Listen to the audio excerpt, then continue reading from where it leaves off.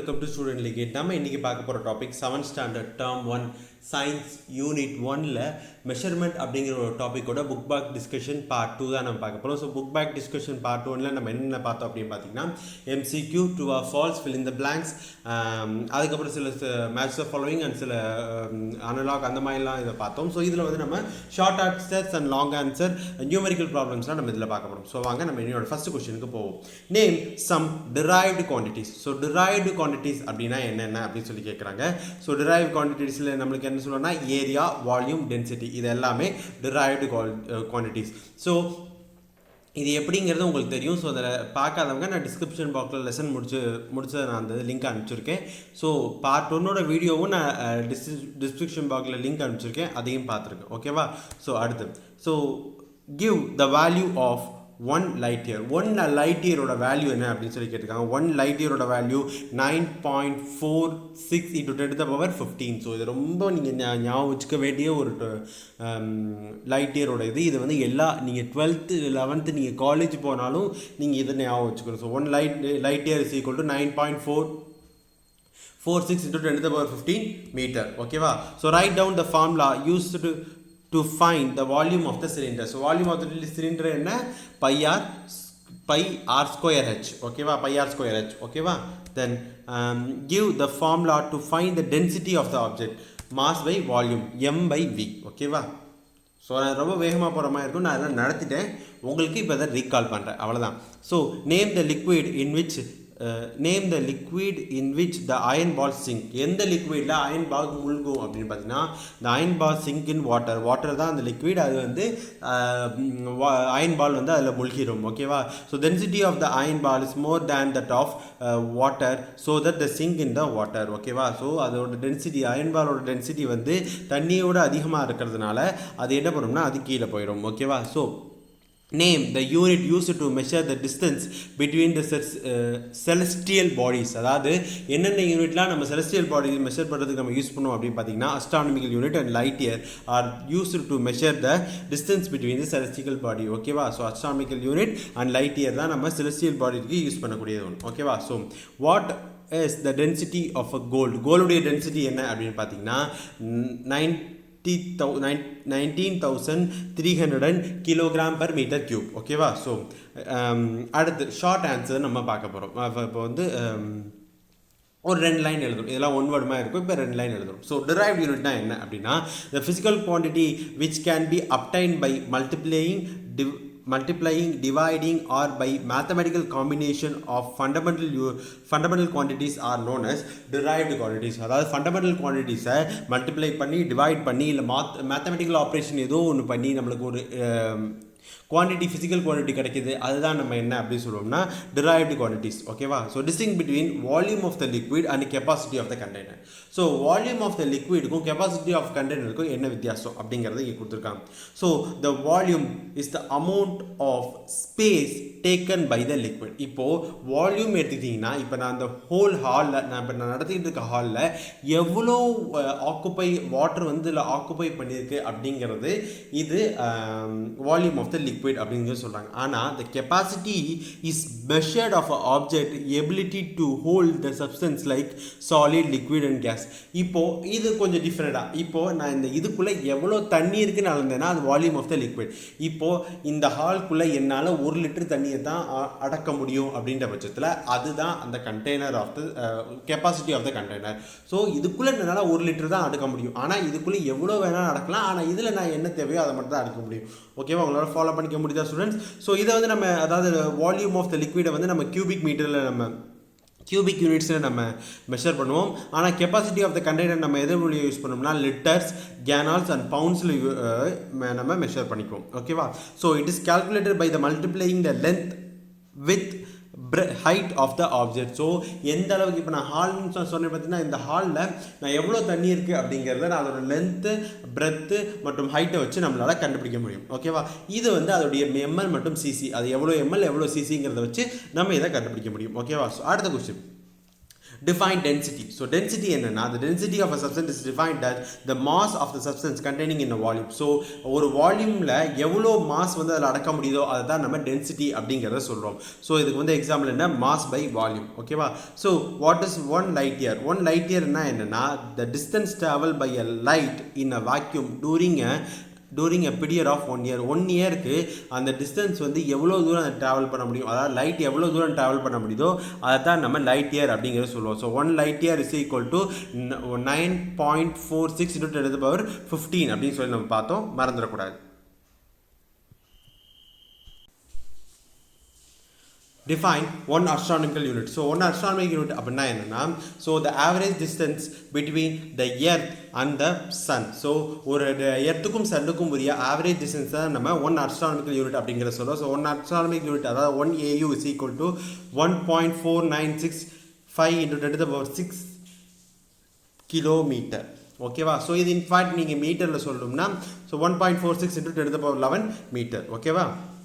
So describe the graphical method to find the area of irregular space of a plane figure. So irregular spaceல ஒரு plane figure நம்ம வந்து எப்படி நம்ம derive பண்ணோம் அப்படின்னா, ஃபர்ஸ்ட் அந்த irregular spaceல ஒரு plane figure எடுத்து ப்ராப்பராக ஒரு கிராஃபில் நம்ம யூஸ் பண்ணி அதோட ஹவுட் ஸ்கெட்சில், அதாவது இப்போ நம்ம ஒரு லீஃப் எடுத்துக்கிட்டோம் அப்படின்னா அதோட ஹவுட் ஸ்கெட்ச், அதாவது place the piece of paper in a irregular shape on a graph sheet and draw the outline. outline நீங்க draw பண்ணுங்க. ஸோ அந்த outline draw பண்ணியிருக்கதை கவுண்ட் பண்ணுங்க, எத்தனை ஸ்கொயர் இருக்கு, இன்சைடில் எவ்வளோ ஸ்கொயர், முழுசாக எத்தனை ஸ்கொயர் இருக்கோ அதை எம்னு எடுத்து அதை கவுண்ட் பண்ணிக்கங்க. So will you find sum of the square lies partially inside the outline. So என்ன ஆகும் பார்த்தீங்கன்னா, ஃபுல்லாக இருக்கிறது போக மீதி அந்த இதெல்லாம் பார்த்தீங்கன்னா பார்சியலாகவும் இருக்கும். ஸோ அந்த பார்சியல்லாம் கவுண்ட் பண்ணணும். ஆஃபாக இருக்கிறத பீன்னு எடுத்துக்கோங்க, குவார்டர் அதாவது பாதியாக இருக்கிறது என்னன்னு எடுத்துக்கோங்க. ஃபைனலி எல்லாத்தையும் கவுண்ட் பண்ணி அதை வந்து எல்லாத்தையும் இது பண்ணிவிட்டு இந்த மாதிரி பண்ணிக்கங்க. ஸோ இதில் நம்மளுக்கு இந்த ஃபிகரில் என்ன கொடுத்துருக்காங்க அப்படின்னு பார்த்தீங்கன்னா, 50 ஒரு லீஃப் எடுத்துருக்காங்க, லீஃப் அப்படியே கிராஃபில் ட்ரா பண்ணியிருக்காங்க. ட்ரா பண்ணிட்டு பார்த்தீங்கன்னா 50 ஃபுல் ஸ்கொயர் இருக்குது, 7 ஆஃப் ஸ்கொயர் இருக்குது, அதாவது முக்கால் ஸ்கொயர் இருக்குது, தென் பி அதாவது 4 வந்து ஆஃப் ஸ்கொயர் இருக்குது, பட்டும் Q4 அப்படிங்கிறது வந்து பாதி கால் ஸ்கொயர் இருக்குது. ஸோ அதோட ஃபார்முலா என்னென்னு பார்த்தீங்கன்னா, leaf is equal to m + 1/34 × n + 1/2 × p + 1/4 × q. ஏன்னா ரொடே கன்ஃபியூஷனாக இருக்கா? அதெல்லாம் ஒன்றுமே இல்லைங்க. என்ன பண்ணியிருக்காங்க அப்படின்ற பட்சத்தில் அது வந்து 1/4 அப்படின்னா கால், இதில் கால் ஸ்கொயர் எத்தனை இருக்குது, 4 இருக்குது. So × q. உங்களால் ஃபாலோ பண்ணிக்க முடியுதா ஸ்டூடெண்ட்ஸ்? அவ்வளோதான் அவங்க பண்ணிக்கலாம். மொத்தமாக டோட்டல் பண்ணி அதை ஆட் பண்ணி நம்மளுக்கு என்ன வருது அப்படின்னு பார்த்தீங்கன்னா 58.25 ஸ்கொயர் மில்லிமீட்டர். ஸோ இந்த ஸ்கொயர் மில்லிமீட்டர் சென்டிமீட்டர் பார்த்தோம்னா divided by 100. So 0.5825 in square centimetre. ஓகேவா? ஸோ அடுத்த question. So how will you determine the density of the stone by measuring charge? So ஒரு மெஷரிங் ஜாரை வச்சு நம்ம டென்சிட்டி ஆஃப் ஸ்டோனை நம்ம எப்படி measure பண்ணுவோம்? ஸோ அந்த எக்ஸ்பெரிமெண்ட்லாம் நான் வந்து கிட்டத்தட்ட அதில் வந்து ஒரு அரை மணி நேரத்துக்கிட்ட இதுவே எடுத்துருப்பேன்.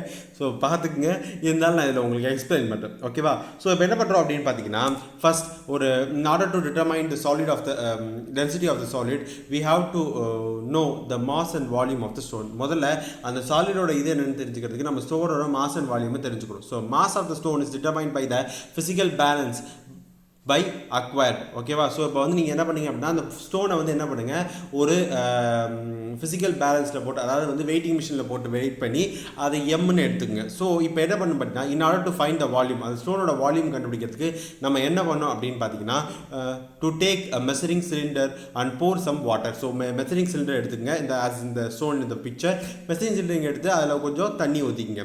ஸோ இப்போ நம்ம எவ்வளோ தண்ணி ஊற்றுறோம் அப்படின்னு பார்த்தீங்கன்னா 40 cm3 அப்படிங்கிற அளவுக்கு தண்ணி ஊற்றுறோம். தண்ணி ஊற்றுனதுக்கப்புறம் அப்புறம் என்னென்னு பார்த்தீங்கன்னா, இந்த ஸ்டோனை ஒரு ஃபைன் த்ரெட்டால் கட்டி அதை ரொம்ப ஸ்லோவாக அந்த கல் முழுசாக மூங்குற அளவுக்கு அது தண்ணியில் விடுறோம். விட்டதுக்கப்புறம் அது எவ்வளோ ஏறுது அப்படின்னு பார்ப்போம். இப்போ நம்ம அந்த கல்லை விட்டதுக்கப்புறம் நம்மளுக்கு 60 cm3 ஏறி இருக்குது. அப்போது இதோட வால்யூம் என்ன அப்படின்னு பார்த்தீங்கன்னா, முதல்ல 40லேருந்து 60 ஏறி இருக்குது. அப்போ மொத்தம் 20 வால்யூம் 20 சென்டிமீட்டர் கியூப் வால்யூம் வந்து வேரி ஆயிருக்கு. ஸோ அதான் வால்யூம் ஆஃப் த ஸ்டோன். இப்போ நம்மளுக்கு வெயிட்டிங் மிஷின்லேருந்து வெயிட் போடுறது தெரியும், வால்யூம் தெரியும். ஸோ இதை ரெண்டையும் சேர்த்து அந்த டென்சிட்டி ஆஃப் ஸ்டோனை நம்ம கண்டுபிடிச்சிட முடியும். ஓகேவா? ஸோ இதை இந்த ஃபார்முலா யூஸ் பண்ணி மாஸ் பை வால்யூம் அப்படிங்கிற ஃபார்முலா யூஸ் பண்ணி நம்ம டென்சிட்டி ஆஃப் ஸ்டோனை நம்ம கண்டுபிடிக்க முடியும். ஓகேவா? அடுத்து ஒரு ஹையர் ஆர்டர் திங்கிங்கில் ஒரு கொஸ்டின். இப்போ வந்து பார்த்தீங்கன்னா நம்மளுக்கு 3 ஸ்பியர் கொடுத்துருக்காங்க, ஏபிசி. ஓகேவா? அந்த 3 ஸ்பியரில் ஏ வந்து பி வந்து ஏவை விட ரொம்ப ஸ்மாலாக இருக்குது. ஆனால் ஏவும் பியும் ஒரே மெட்டீரியல். இப்போ அந்த மெட்டீரியல் நம்ம அயனாக எடுத்துக்குவோம். ஓகேவா? ஒரு அயனாக நம்ம எடுத்துக்குவோம். ஸோ ஏவை வந்து ஒரு அயன் பால், பி வந்து ஒரு அயன் பால், இது ரெண்டுமே ஒரு அயன் பாலாக நம்ம எடுத்துக்குவோம். இப்போது சி வந்து ஒரு டிஃப்ரெண்ட் மெட்டீரியல், அதை வந்து நம்ம வந்து ஒரு பிளாஸ்டிக் பாலாக எடுத்துக்கோம். ஓகேவா? பிளாஸ்டிக் பாலாக எடுத்துக்குவோம். இப்போ என்ன அப்படின்ற பட்சத்தில் இதோட ஸ்பியரோட அதாவது ஏ அண்ட் சியோட ஸ்பியர் வந்து ரேடியஸ் வந்து ஒரே ஈக்குவலாக இருக்குது. ரெண்டுமே ரேடியஸ் ஈக்குவல், ரெண்டையுமே பக்கத்தில் வச்சிங்கன்னா ஒன்றும் பெருசாக டிஃப்ரென்ஸ் தெரியாது அதோட சைஸில். ஆனால் வந்து பி வந்து ரெண்டோட ரொம்ப சின்னம். ஓகேவா? ஸோ இப்போ radius of B is half of A, அதாவது ஏலேருந்து பாதி தான் ரேடியஸ் ஆஃப் பி. ஓகேவா? ஸோ டென்சிட்டி அப்படின்னு எடுத்துக்கிட்டிங்கன்னா ஏவோட டென்சிட்டி அதிகம். எப்போவே நம்ம பார்த்துருக்கோம்ல, பிளாஸ்டிக்கோட டென்சிட்டி, பிளாஸ்டிக் பாலை நம்ம ஈஸியாக தூக்கிடலாம், ஆனால் ஒரு அயன் பாலை ஈஸியாக தூக்க முடியாது. ஓகேவா? ஸோ அதோட டென்சிட்டி அதிகமாக இருக்குது. இப்போது என்ன கேட்குறாங்கன்னா mass between sphere A and B அதோட ரேஷியோ என்னன்னு கேட்குறாங்க. ஸோ ஏ அண்ட் பியோட ரேஷியோ என்ன அப்படின்னு பார்த்தீங்கன்னா இதில் நம்மளுக்கு ரேடியஸ் வந்து ஆஃப் அப்படின்னு சொல்லி கொடுத்துருக்காங்க. ஸோ ஸ்பியரோட வால்யூம் என்னன்னு பார்த்தீங்கன்னா 4/3 பைஆர் கியூப். ஸோ இப்போ எடுத்துக்கிட்டிங்கன்னா 4/3 பைஆர் கியூபை ரெண்டு பக்கமும் போட்டிங்கன்னா நம்மளுக்கு இதோட வால்யூம் என்ன அப்படின்னு பார்த்தீங்கன்னா, இன்ஃபேக்ட் நான் வந்து உங்களுக்கு இதை எழுதி காமிச்சேன்னா ஈஸியாக இருக்கும். ஓகேவா? ஸோ இப்போ பாருங்கள், இப்போது அயன் பால் இது ஏ, இது பின்னு வச்சுக்கோங்க. இப்போ 4/3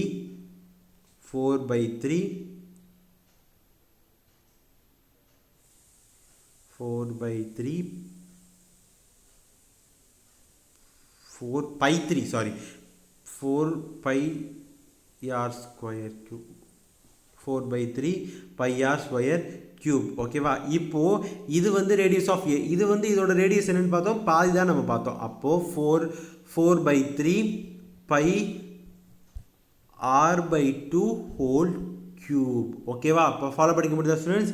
இங்கே இருக்க 4/3 கேன்சல் ஆயிரும், இங்கே இஸ்டு இருக்குது, 4/3 கேன்சல் ஆயிரும், பை கேன்சல் ஆயிரும், ஆரும் r/2 கேன்சல் ஆயிரும். அப்போ இங்கே 1 கியூப் இஸ்டு 1/3 2 கியூப் அப்படின்னு இருக்கும். அப்போ 2 கியூபுங்கிறது 8:1. ஓகேவா? உங்களால் ஃபாலோ பண்ணிக்க முடியுதா ஸ்டூடெண்ட்ஸ்? சிம்பிள், ரொம்ப காம்ப்ளிகேட்லாம் நீங்கள் பண்ணிக்க வேணாம், அவ்வளோதான். ஸோ வால்யூம் என்னென்னு கேட்டிருக்காங்க, மாஸ் என்னென்னு கேட்டிருக்காங்க. வால்யூம் நம்மளுக்கு என்னன்னு தெரியும், ஆஸ் டைரக்ட்லி ப்ரொபோர்ஷனல், இது வந்து 8:1. மாஸ் அப்படின்னு கேட்டிங்கன்னா இதோட இது பெருசு, எது ஏவோட சி பெருசு, டபுள் டைம் பெருசு. அப்படிங்கிற பட்சத்தில் டென்சிட்டி அதுக்கு 2ஆகவே இருக்கும். வால்யூம் ரெண்டுமே சேமாக இருக்கிறதுனால கேன்சல் ஆகி நம்மளுக்கு 2:1. ஓகே, ரொம்ப ஈஸியாக தான் இருக்கும், ரொம்ப காம்ப்ளிகேட் பண்ணிக்காதீங்க, ஈஸியாக தான் இருக்கும், பார்த்துக்குங்க. தென் அடுத்து நியூமரிக்கல் ப்ராப்ளம்க்கு வந்துடும் ஸ்டூடெண்ட்ஸ், பார்த்துக்குங்க. ஸோ ஒரு சர்க்குலர் டிஸ்கோட ரேடியஸ் வந்து 10 சென்டிமீட்டர், அதோட ஏரியா என்ன? So area of a circular disc என்னங்க, πr square. So πr square போடுங்க. So the answer is okay. In terms of metre கியூபில் மீட்டர் ஸ்கொயரில் கேட்டுக்கிறதுனால நம்ம வந்து சென்டிமீட்டரை வந்து நம்ம மீட்டருக்கு மாத்திரம், அப்போ 0.1. ஸோ இதை பண்ணிங்கன்னா அது ஆன்சர் வந்துடும். ஸோ ஸ்க்ரீன்ஷாட் எடுத்துங்க ஸ்டூடெண்ட்ஸ். இது ரொம்ப டஃப்பான ப்ராப்ளம் இல்லை, அதனால் நான் உங்களுக்கு நடத்துகிறேன். Then dimension of playground area என்னென்னு கேட்டுருக்காங்க. L/B கொடுத்துட்டாங்க, அதை மொத்தமாக மல்டிப்ளை பண்ணால் 44 lakhs மீட்டர் ஸ்கொயர். உண்மையில் அதை ரெண்டையும் மல்டிப்ளை பண்ணியிருக்காங்க, அவ்வளோதான், ரொம்ப சிம்பிள். ரொம்ப நான் ப்ராப்ளம்லாம் ரொம்ப காம்ப்ளிகேட்டடான ப்ராப்ளம்லாம் இருக்குன்னு நினச்சேன், ரொம்ப ஈஸியாக தான் இருக்குது. ஃபார்முலாவை அப்படியே நீங்கள் போட்டு இது பண்ணுவோம். Since it is a 7th standard, ரொம்ப ஈஸியாக தான் இருக்குது. ஆக்சுவலாக இதெல்லாம் நான் நடத்திருக்கேன், புக்கில் போய் அந்த லெசன்ஸ் கொஸ்டினில் பார்த்தீங்கன்னா அதெல்லாம் நான் நடத்திருக்கேன், பார்த்துக்கங்க. ஸோ ரெண்டு ஸ்பியரோட மாஸ் ரெண்டு ஸ்பியரோட சைஸ் சேமாக இருக்குது. ஸோ அது வந்து ஆனால் டிஃப்ரெண்ட்டில் நம்ம யூஸ் பண்ணியிருக்காங்க, அதோட காப்பர் அண்ட் அயன். ஸோ இது மூலியமாக நம்ம பண்ணிக்கோ. அதோட ரேஷியோ என்னென்னு கேட்டிருக்காங்க, அதோட டென்சிட்டி கொடுத்துருக்காங்க. ஸோ மாஸோட ரேஷியோ என்னென்னு கேட்டிருக்காங்க, அப்போ அதோட வால்யூம் சேம். அப்போ வால்யூம் சேம்ங்கிற பட்சத்தில் இதோட மாஸோட ரேடியோ மட்டும் பார்த்தீங்கன்னா 1.14 × 1.14:1. சாரி, அதை 14 சொல்லக்கூடாது, அதை டாட்டில் வந்தால் நீங்கள் அதை நம்பரில் தான் சொல்லணும். ஓகே, ஸ்க்ரீன்ஷாட் எடுத்துங்க students. Then the liquid having a mass of 50 gram filled in a C, what is the density? அப்படியே அதை டிவைட் பண்ணிங்கன்னா 0.525 கிராம் per cc. ரொம்ப சிம்பிள் தான் ஸ்டூடெண்ட். டென்சிட்டியோட ஃபார்ம்னா என்ன? Mass by volume. அதான் அங்கே பண்ணியிருக்காங்க. ஸ்க்ரீன்ஷாட் எடுத்துங்க ஸ்டூடெண்ட்ஸ். ஓகே, ஸோ இந்த ஸ்பியரோட ரேடியஸ் வந்து இதுதான் நான் உங்களுக்கு நடத்தணும்னு நினச்சேன். இது ரொம்ப காம்ப்ளிகேட்டான ஒரு விஷயம். ஸோ ஸ்பியரோட ரேடியஸ் வந்து அவன் கொடுத்துட்டான். என்ன? 1 சென்டிமீட்டர். ஓகேவா? இப்போது அவன் என்ன கேட்குறான்னா டென்சிட்டி கேட்குறான். அப்போ இதில் வால்யூம் தேவை. வால்யூம் ஆஃப் த ஸ்பியர் என்ன? வால்யூம் ஆஃப் த ஸ்பியர் என்ன? 4/3 பை ஆர் கியூப். அப்போ ஆர் 1 அப்படின்ற பட்சத்தில் 4/3 இன்ட்டு 1.4 இன்ட்டு ஆர் கியூப் 1 வந்துடும். ஸோ இந்த வால்யூம் நம்மளுக்கு தெரியும். இப்போ டென்சிட்டி என்ன? Mass by volume. So mass என்ன? 33. வால்யூம் என்ன? 4/3 இன்ட்டு 3.7. ஓகேவா? இப்போ இந்த 3 மேலே போயிடும். ஓகேவா? அப்போ மேலே போயிடுச்சுன்னா நம்மளுக்கு 33